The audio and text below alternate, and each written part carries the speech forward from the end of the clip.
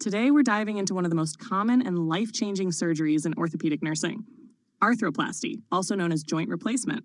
We'll cover hip and knee arthroplasty, nursing management, complications, patient education, and home care. Introduction to arthroplasty.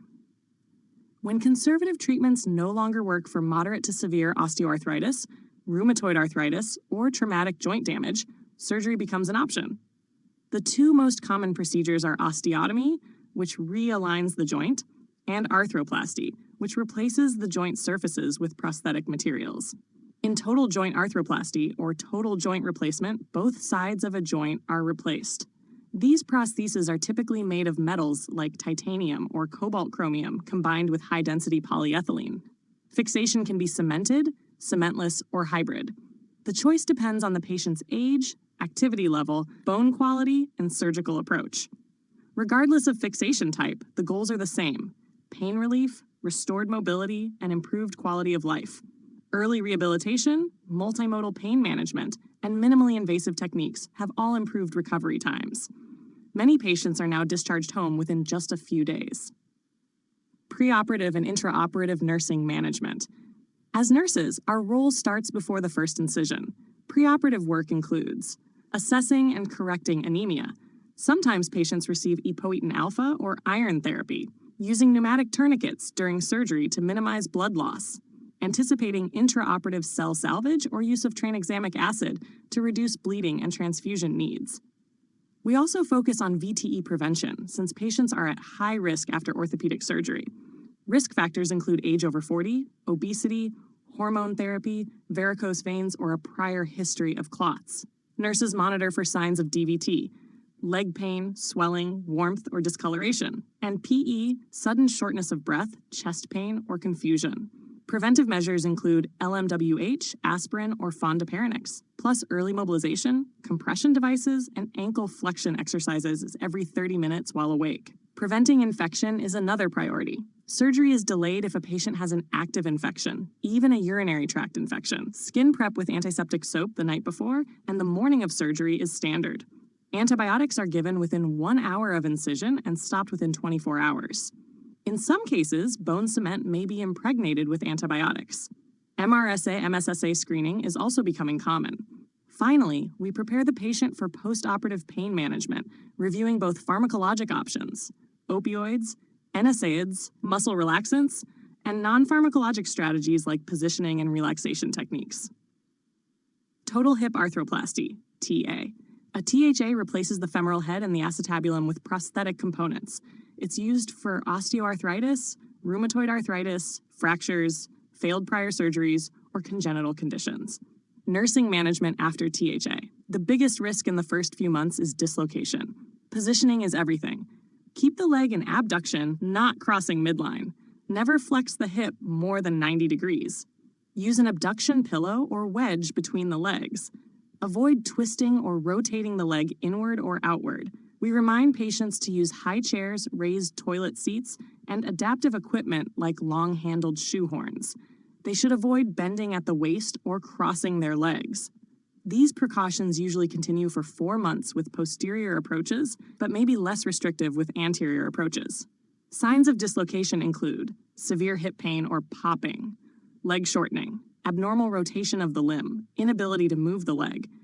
If this occurs, the surgeon must be notified immediately for reduction.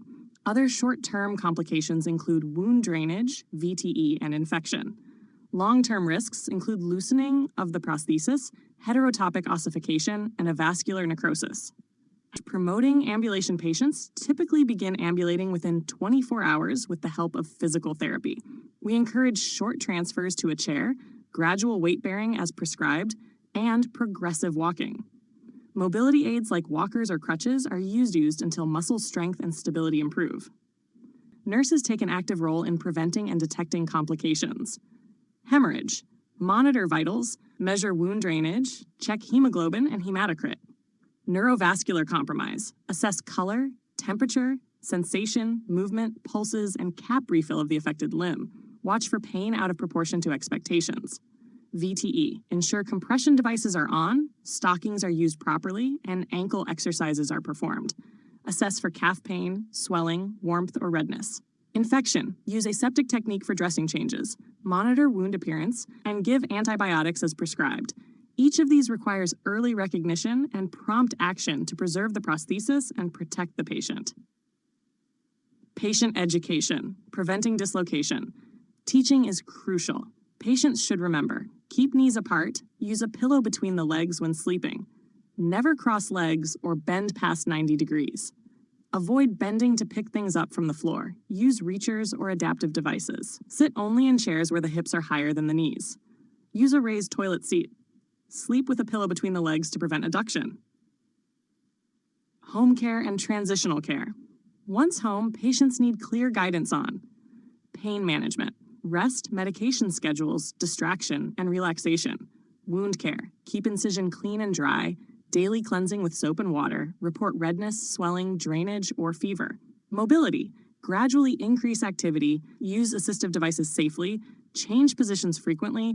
And avoid prolonged sitting. Self-care. Use reachers, toilet seat extenders, and accept assistance early in recovery.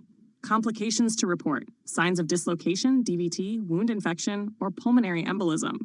Older adults especially benefit from foam pressure-relieving mattresses, early mobilization, and careful pain management to avoid delirium or complications. Telehealth is increasingly used for follow-up rehab and has been shown to be just as effective as in-person therapy. Total knee arthroplasty, TKA. Now let's shift to knee replacement. TKA is recommended for patients with severe arthritis or trauma that causes pain and functional disability. Modern prostheses can last 25 years or more. Nursing management after TKA. The knee is usually wrapped with a compression dressing, and ice packs may be applied. A wound suction drain may be used for 24 to 48 hours. Nurses should assess neurovascular status every 2 to 4 hours. Encourage ankle flexion and extension exercises every hour while awake. Monitor drainage amount and character. Report any excessive or foul-smelling drainage immediately. Continuous passive motion, CPM devices are controversial with little proven benefit, but some surgeons still use them. The real focus is on early mobilization and physical therapy. The patient should ambulate within 24 hours, often with a walker. The long-term goal is about 125 degrees of knee flexion to allow normal activities. Discharge depends on wound healing, stable lab values like INR if on warfarin, progress in physical therapy, and pain control. Rehab usually lasts 1 to 2 weeks inpatient, with outpatient therapy continuing for several weeks. Most patients return to full activity within 6 weeks, though older adults may need longer. Conclusion. Hip and knee arthroplasties are highly effective surgeries that restore mobility and relieve pain, but the nursing role is central to ensuring safe recovery. From preventing complications like VTE and infection, to teaching lifelong precautions, to supporting patients emotionally as they regain independence, our interventions make all the difference. Remember, every hip and knee replacement patient you care for is relying on you not just for medication and monitoring, but for the education and encouragement that will allow them to return safely to their life.